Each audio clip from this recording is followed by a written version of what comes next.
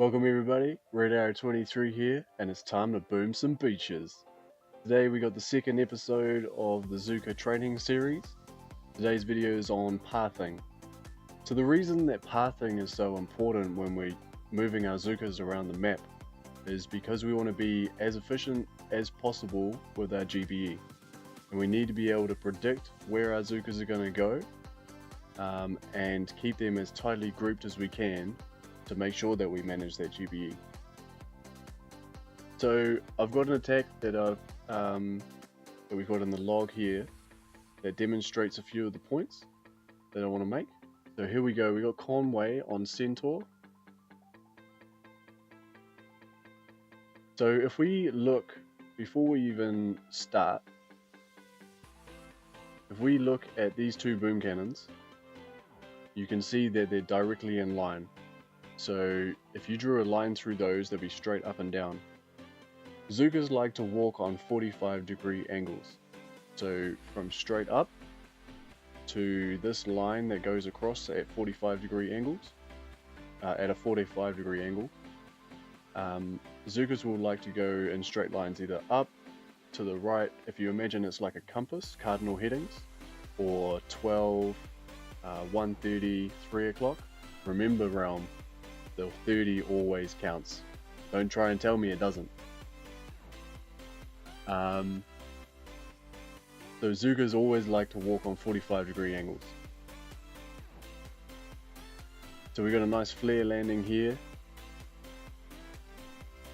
It's not particularly tidy, but it gets the job done. And when he flares up, you need to pay attention to, so the left Zookas are in a perfect 45-degree angle to their flare. The right Zookas are a little bit too far right. He's using this as like a gather or an anchor flare, so once all the Zookas are there and grouped, then he can flare on a 45 and all of the Zookas will be walking in the same direction. But until then, the ones on the left are going to be walking in a perfect line. The ones on the right, you can see some of them are walking up and some of them are walking 45 degrees and then up. So now he's got them all under one smoke, which is perfect. He smokes up and it's a little bit left, so a couple of the Zookas peel off to the left. Just a perfect example. So the Zookas get really pedantic and you need to pretty much, I think Kron sometimes uses a dollar bill, but you almost have to use a ruler on your screen to make sure that you get these lines straight. So you can see that because all of these defenses are all in a line, that's a perfect 45-degree angle. So you can use that to sort of gauge where your 45-degree angle is.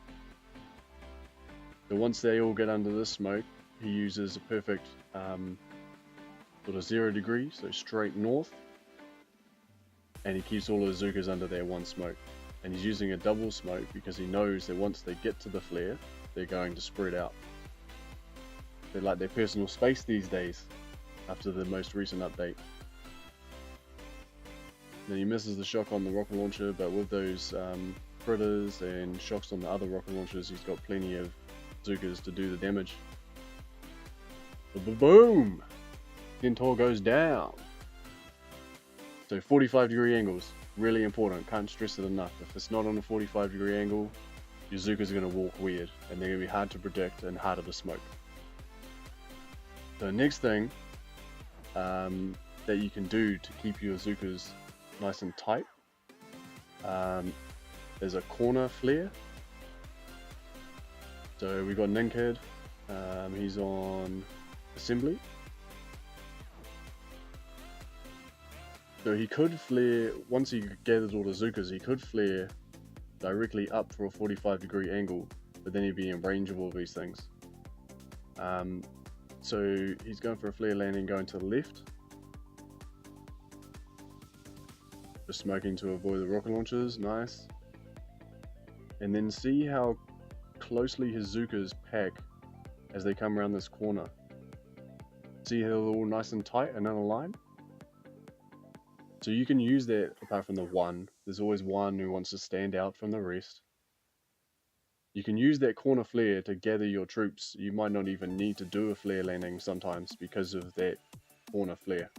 And you see how the Zookas, when you flare, they know where they are, where they need to be, and they like walking in their 45-degree angles, and they pick their quickest or the shortest path between here and there. So some of them have decided to go a little bit left, and some of them have decided to go a little bit right. So that first corner flare was awesome. I'll show you how the second one will be a little bit better in another example. That's all I want to show you from this one. But just that first corner, they all got really nice and tight. And then that was a good example of when you're not on a 45, what they'll do. So we'll skip over to blue Barakuda. So he's doing more or less the same thing. And he just got that last boat was a bit too far out. But he's got that smoke in the far left corner. And they all get into a reasonably nice line. A few of them are a bit high when the flare went. And see how they're trying to walk straight across and then down onto a 45. And you'll see that he flared up and then realized that it would be better if you tuck them into this corner. So see how big the group is right now? And then he flares to go around the corner. And see how they're all on this imaginary line where that corner is just above them? See how tightly they are packed. And how much easier it is to smoke them. So that's nice. And then he flares up to the spot. Now that he's got them all on a nice line, he overlaps the smokes quite a lot, but that's all good. He knows exactly where they're going to go. And then he likes to put on a little bit of a show. This is blue Barakuda. We all know how he likes to do. So this, a little bit of background, this was the last, second to last attack. And we were running a bit late into the attack, into the operation. So I don't think there was very long left at all. And we had, this base was just giving us a few issues. So I actually worked it out, and he could probably flash kill this core because it had less than 200k, and he's got quite a few Zookas. So he wouldn't even need, what I mean by flash kill is he wouldn't even need to shock the rocket launchers because they wouldn't be able to fire with a delay. I'm going to cover that in another video. So all he needs to flash are these flamethrowers really, but there was no time to talk it all through because we were running late. So he gets all his shocks off on the rocket launchers, and the flames all fire. Gets a few shots off, and you can see, uh-oh, what's going on here? Oh no, Blue, what have you done? I'm sure that he just messes with us on this. Boom. Last ounce of GBE, and boom, down goes assembly. Thanks for putting on a show, Blue, making us all nervous. But we got that one down. Nice work, Blue. The next thing we've got is flaring on target. So using, if we flare onto a piece of ground that has a defense in range, then the Zookas can target that and they won't have to go anywhere. So if you, let's just demonstrate this. So if I flare my Zookas to a spot, we're going to do a flare landing.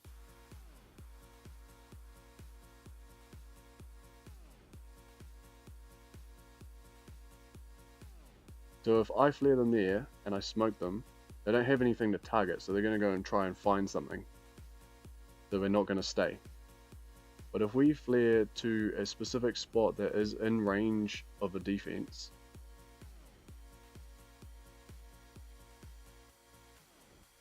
now that they're there, they're in range of a defense, so they can target onto it and it's not an issue. And if I flare onto something that's in range, they're not going to move, they're just going to turn.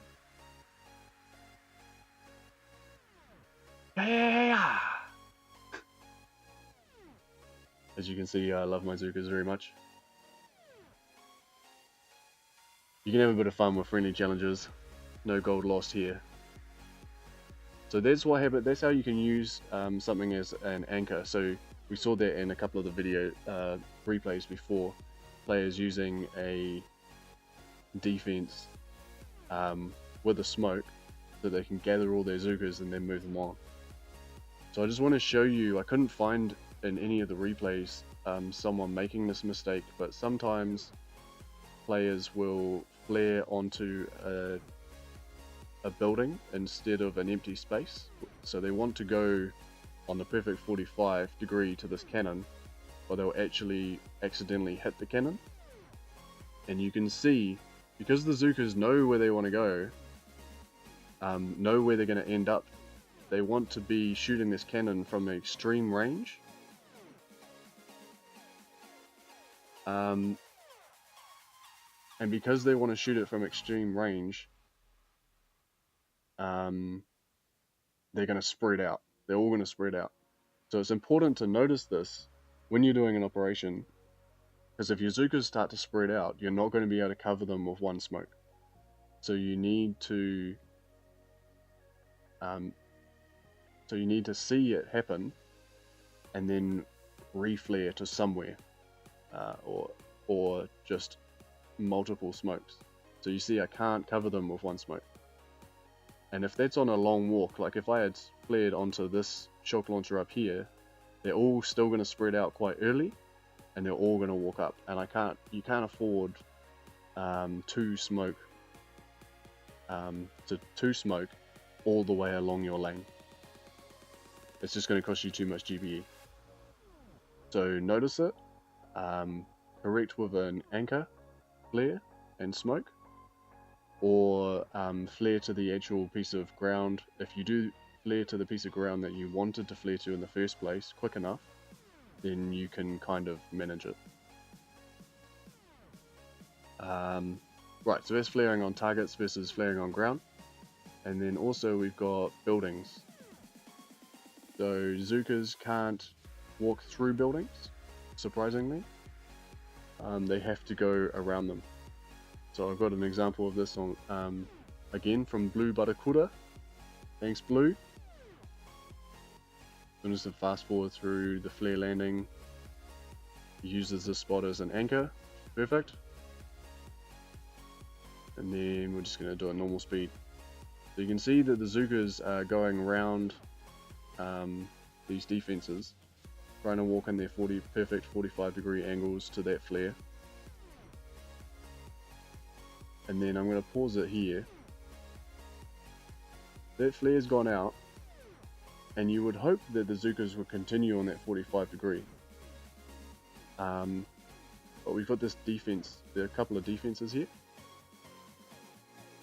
So most important thing is to try and cover all your avenues. So Zookas aren't going to go way up left, so you don't need to smoke up left. See how there's a bit of dead zone on the left hand side of the smoke?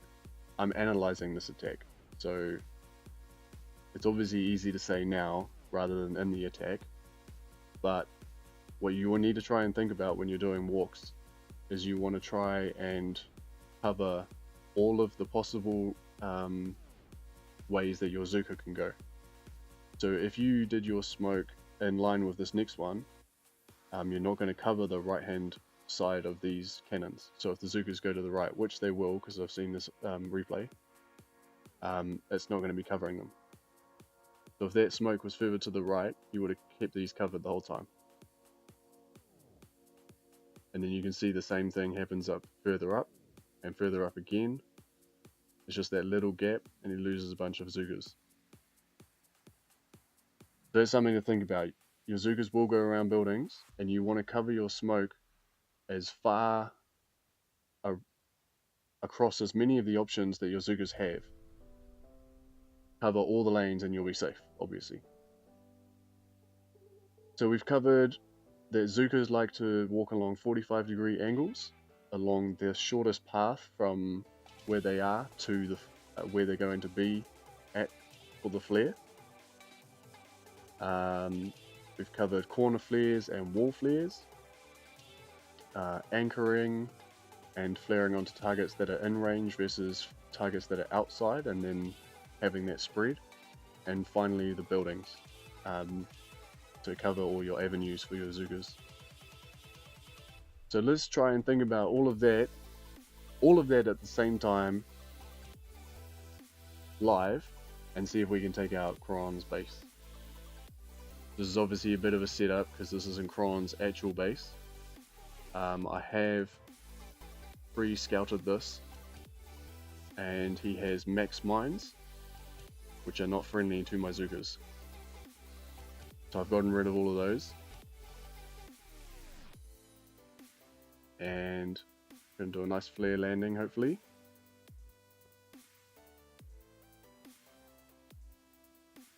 And then once they all get to that spot, 45-degree angle should be about here. I get them all under one smoke. Make sure I smoke either side of that iron storage. I've lost a little bit on the right. Try and correct my path a little bit. Then I'm going to double smoke for the spread, because they're going to be slightly out of range of the HQ when they stop. They'll flare onto the HQ. Now I'm not going to have heaps of energy, so I'm just going to throw this, and hopefully we can take it down before I run out. There we go. So those are the different theories that you need to be thinking about when getting your Zookas from A to B using flares on the ground, as opposed to when you're using warriors. You obviously want to flare and anchor onto buildings. With Zookas you want to make sure that you don't do that. You flare onto the ground to make sure that they walk without spreading. Use those 45-degree angles. Anything else is unpredictable. And also use those corners to your advantage. Make sure you smoke around all those building avenues and you'll be golden. So next is going to be, next in this Zooka series is going to be targeting priorities. So comment down below which of those were the most helpful.